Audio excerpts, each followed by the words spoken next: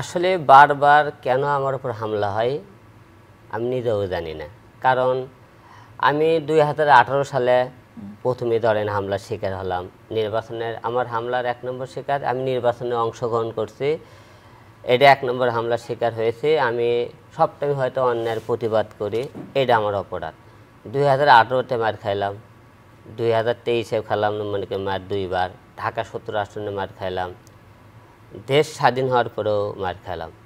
দেশ তো স্বাধীন হয়ে যায়, স্বাধীনের আগেও মার খেলাম, স্বাধীনের পরেও মার খেলাম। ধরেন স্বাধীনের আগেও হত্যা হয়েছে, স্বাধীনের পরেও হত্যা হইতেছে।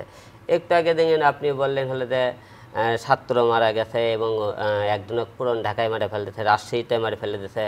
এরকম বগুড়ায় আমি যেদিন মনে করেন দুর্ঘটনা হয়, আমার 8 তারিখে কোর্টে আমাকে মারা হয়, সেই দিন আমাদের বগুড়ায় আমাকে যখন মারা সেটা একটা উদ্দেশ্যমূলক ছিল। ওখানে আমাকে যখন মারতেছিল বিএনপি লোকজন মারতেছিল, এর মধ্যে আওয়ামী লীগের লোক আসলো আমাকে মারধর করলো। তাহলে 2 জনের উদ্দেশ্য ছিল হিরো আলমকে মারা।